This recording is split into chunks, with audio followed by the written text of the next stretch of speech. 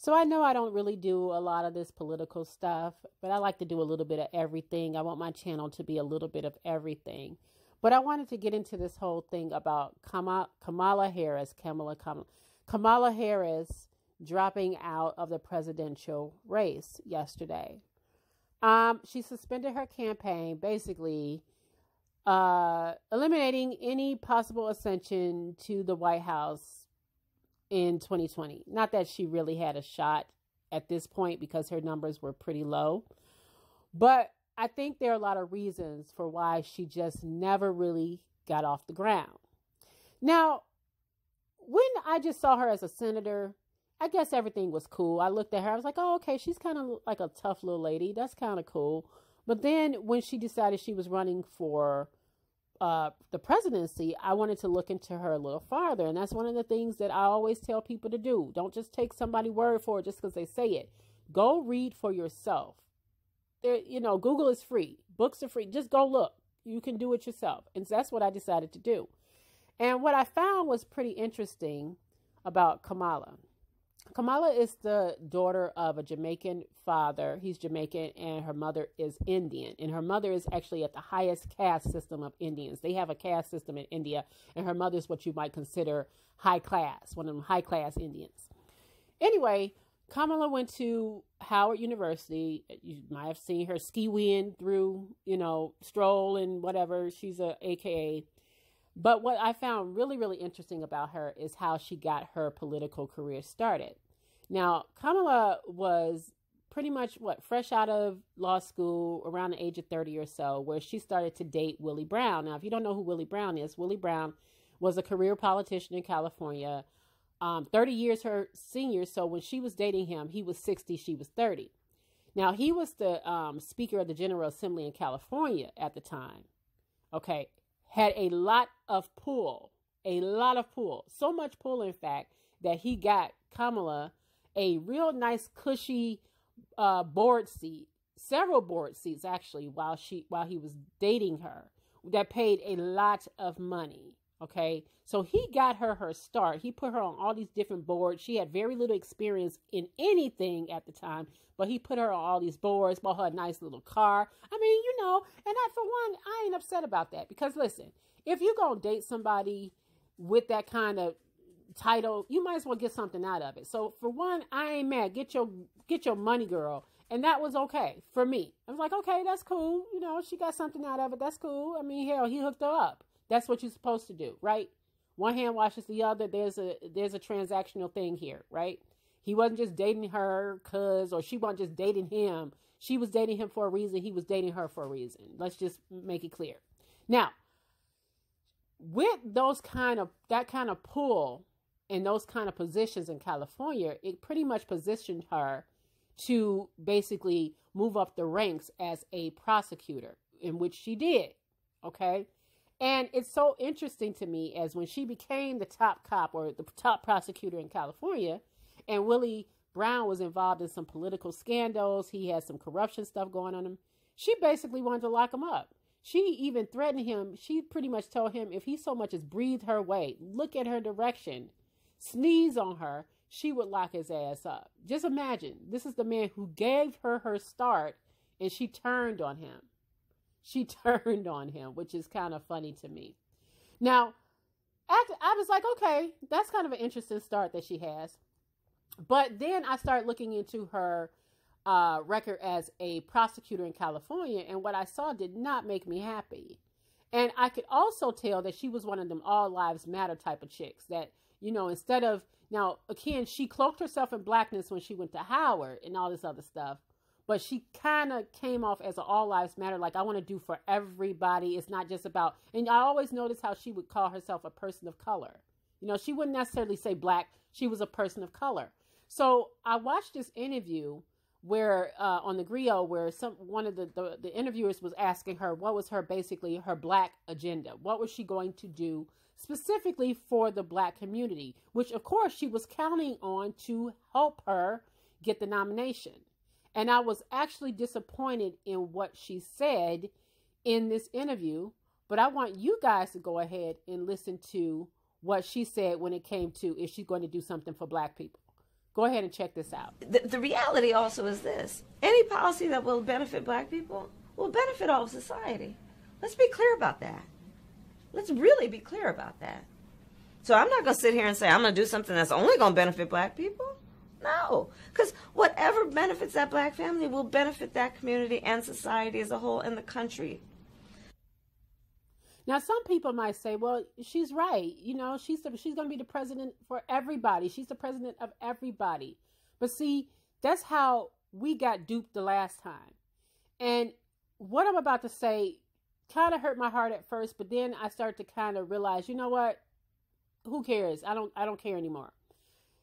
I was one of those people early on that started to campaign for President Obama. I took my son out. He was 9 years old before, you know, it was even popular to do so. And we canvassed in Wisconsin in really white areas for President Obama. It was just obviously Senator Obama at the time, because we really wanted this black man in office. And it was a great feeling to elect him not once, but twice. It felt great to have a black man there.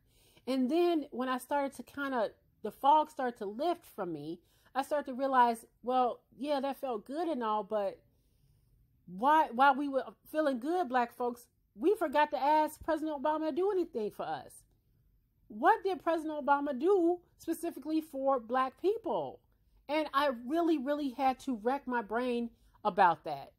About, you know, what did he specifically do for black folks? And I felt the same way about Kamala. You know, while she electric sliding her ass in with the black folks, she basically electric slided her ass out of the political campaign. But I had to think about what she planned to do for black people, which she basically said nothing, and what President Obama did for black people, which I can't really say he did a lot. He just didn't. And that's not a lie. That's the truth. And I had to say to myself, we cannot let ourselves get duped again like that. We were so busy loving the fact that we had a black man in office, we forgot to ask him for something. We just did. President Obama had 2 years where he had both the House and the Senate, and he could have got all kinds of shit in there for us. And he didn't. But President Obama put stuff in there for gay folks. I mean, we got gay marriage and all this other stuff, and nothing against the gay folks, but they went in there with an agenda, and they got what they wanted. We was too busy still admiring the fact that there was a black man in office. Hell, the Hispanic people got DACA. He signed that into law. He did an executive order on that stuff. Basically saying that he could have done executive orders when it came to our kind of things, the things that we wanted, but we didn't ask for nothing. We was too busy being happy that he was there. All right? We were so happy that he could sing Al Green and stuff, we forgot to ask for stuff. And I just vowed that, you know, as far as my vote, that shit wasn't going to happen again. President Obama had 3 times to put a black woman, or a black man for that instance, on the Supreme Court. He went with a gay white woman.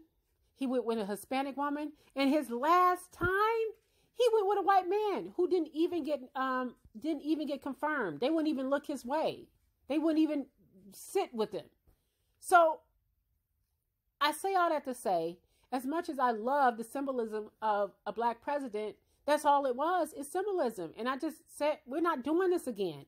We are not doing this again. I'm not going to sit here and vote for somebody simply because they're black. And Kamala has done too many things in California to make me think she ain't even for us anyway. Her record in California says a lot. She tried to lock up parents for truancy.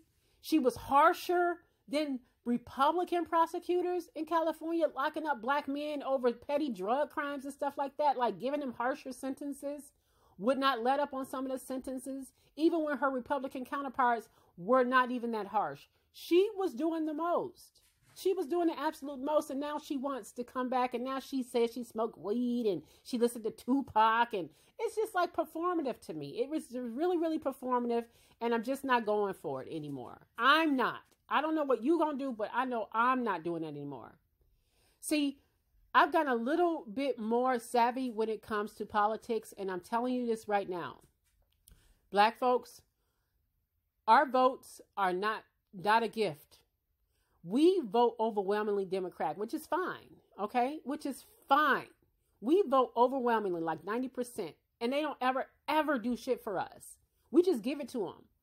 And now I'm saying no more of that. Our vote is not a gift. We don't owe them shit. Okay? There's going to be an exchange of sorts. Do you have a black agenda for us? What do you have for black people? What are you going to do for black people? And if you cannot present something to us for us, then we don't want to look at you. Bye. You can go. You can go now. I don't want to hear about you. It's going to help everybody. I don't want to hear that anymore. And you shouldn't either. Our vote